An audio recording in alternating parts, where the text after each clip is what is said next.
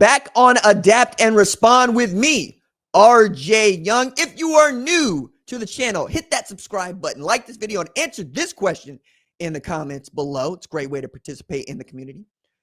Are you more impressed with LSU's defense, or are you more frustrated with LSU's offense? Because I think both of those things are worth talking about. So as you will know, since you're watching a post-game show, LSU beat Florida 20-10. That sounds like a defensive battle, does it not? That sounds like, oh, both of these defenses were playing outstanding football. When in fact, no, you would be incorrect. You would be incorrect. You would be the kind of person that read a box score. Because if you also read that box score, you go, damn, LSU's defense is the 2024 Philadelphia Eagles. They picked off DJ Lagway 5 times. 5. 4 were safeties, which means that DJ Lagway can't read coverage. That it did. Safeties. Let me back up here. As a quarterback, I'm talking about myself. I got a lesson very early in high school from Chad Morris, who I love to death, about open and close safeties. If you see 2 high safeties, it's open in the middle. If you see 1 high safety, it's closed in the middle. Where do we go with the football? We go where the safeties ain't. We're going to get one-on-ones, and we're going to play our leverages. That's what we're going to do. So if I have a wide receiver who's running a go route on the numbers next to the boundary, and I got a center field safety, where am I going to put the football? On the outside shoulder of my wide receiver where he can get it. Basic fundamental stuff. If you treat a safety over the top of your corner and your wide receiver, guess what? That's called 2-on-1. And that safety ain't playing the wide receiver. He's playing the ball. DJ, what the hell, dog? Like on a day when it is horrible to be Paul Feinbaum and Arch Manning, DJ Lagway had Arch Manning out here looking regular. Arch Manning looked like absolute garbage today against UTEP. That's bad news Bears. Bad news Bears for everybody. And by everybody, I mean from Ohio State on down. Because now you don't look at Texas as a team that can even make the college football playoff, when before we might have thought of Arch Manning as a guy to play for the Heisman. And remember, Paul Feinbaum is the guy that said Arch Manning is the best quarterback that we have seen since Tim Tebow. Said it with a straight face. I have 3 kinds of takes. I think most talk show hosts have 3 kinds of takes. We are correct in the moment. We are correct given time. And we are hilariously wrong. I do believe Paul Feinbaum, Arch Manning take qualifies for the 3rd place. Okay? Now, if you want to tell me that LSU is a great football team, you might be correct in the moment. You might be correct given time. I highly doubt you're going to be comically wrong. That said, I don't like looking at Garrett Nussmeier going 15-27 for 220 yards as the SEC's returning leading passer and saying that's a good football team, because I'm not sure, dog. I'm really not. I think Blake Baker has vaulted to the front of the line in the Broyles Award conversation. I think his defense is playing lights out. I think Harold Perkins is going to make all that money that he might have lost when he blew out his knee last year. But I'm also having a good time watching the train wreck that is Florida football. Billy Napier is 20-20 as a head coach. He's 10-14 in the SEC. And all he can do is tell you we're going to get better. We're going to give it the old college try. All while Tennessee's the only team today that took a loss that still looks good. Like, you could say, okay, cool. You could see Tennessee and Georgia playing in college football playoff. We'd watch that game. That's the game of the year. It's great. It's awesome. Texas might not be there at the end. Hell, Oklahoma might have everything that they want against Texas come the Red River rivalry. And I know this because Oklahoma was able to beat Temple today, but it's not because Oklahoma was able to beat Temple. It's how they've been able to beat people.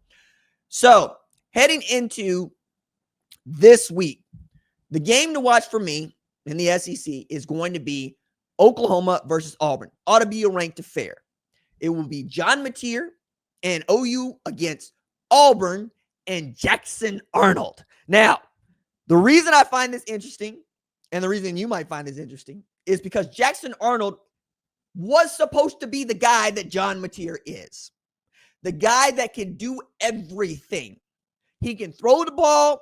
He can run the ball. He can catch the ball. He can fill the Gatorade cooler, walk the dog, paint the fence, put the house back together, take it apart again, and have it all done while he tutors your kids in math.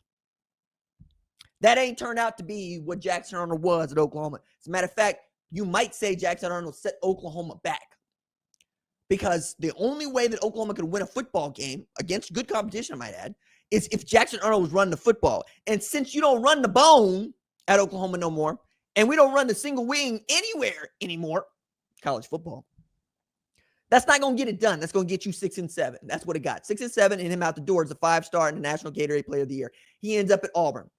Now, he ends up at Auburn with Hugh Freeze. And Hugh Freeze pays Eric Singleton $1 million, pays Cam Coleman $1 million, and expects Jackson Arnold to provide service to the $1 million wide receivers. Turns out that ain't the way that it's been going, because that's not how it's going to go with Jackson Arnold at quarterback, all right? You're going to be truly dual threat. He's going to need to do as much with his legs as he can with his arm. And that ain't the way that Hugh wants to run the football team. He threw for 142 yards against South Alabama today. That's not good. Jeremiah Cobb, he's a dude. He's a running back, but he's a dude, which means that when Oklahoma and Auburn play, not only are you going to be playing against the former team, you're going to be playing for former head coach who also knows everything there is to know about you as a player and is calling defense, which means I expect Oklahoma to eat and eat well. It's a Brent Venables defense, so it's going to be aggressive and they're coming after you. And they already know what you know. Jackson Arnold can't be trusted to make good decisions if you pressure him. So expect blitz after blitz after blitz. And if by some miracle Jackson Arnold can beat a blitz, let alone a Brent Venables' stimulated pressures, which ain't blitzes, you might actually get a W. But this game is also at Oklahoma, and it's got John Mateer on the other side, a guy that has had 340-plus total yards of offense on average in each and every game.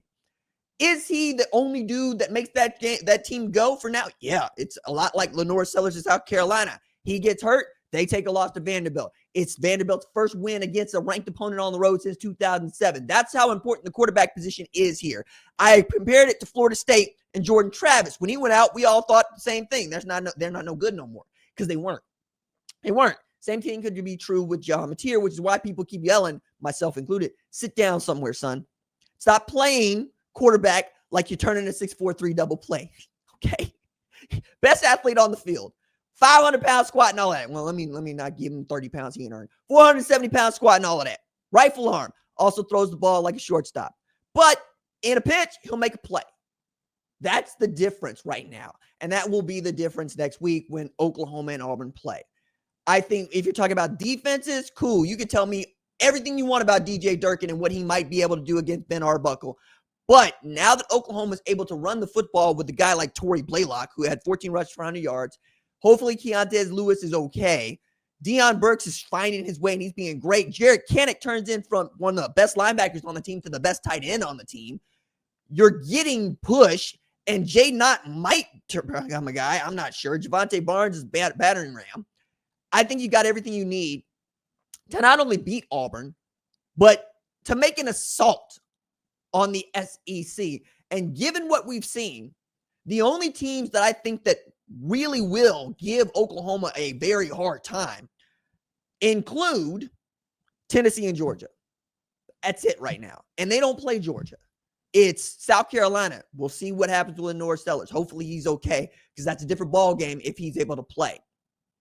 Ole Miss, they lose Austin Simmons. They put Trinidad Chambliss in there, who's a transfer from Ferris State. That guy goes for 353 and 60 against Arkansas in a win. They're going to be just fine, right? Keep going down the line on this. We know that A&M is able to beat Notre Dame. Or we know that Notre Dame was able to beat Notre Dame for A&M. Either way, the SEC looks good there, right? Missouri stopped out Louisiana today. I think Oklahoma can keep up with everybody here, including LSU. That's why I say, do you think they're a good team or a great team, right? Because if they're a great team, the offense needs to be as good as the defense is. And against a program like Florida, who lost to South Florida last week. Same South Florida got stomped out by Miami today. I don't know, dog. I don't know. But we're all going to find out together, I promise, right? So take another short break, come back, go through a top 25 preview, as I'm going to put it up at Fox Sports, still working out some things. You got a good question? Now is the time to drop it in the chat, because I've been known to overlook your crappy questions. So ask a crappy question. If you're carrying a conversation with somebody else in the chat, that's fine. If you're listening on the podcast, which is on Spotify and Apple, thanks so much. I'm still giving away the stickers. They're still in the mail. All you got to do is hit the form in the description and the YouTube link below.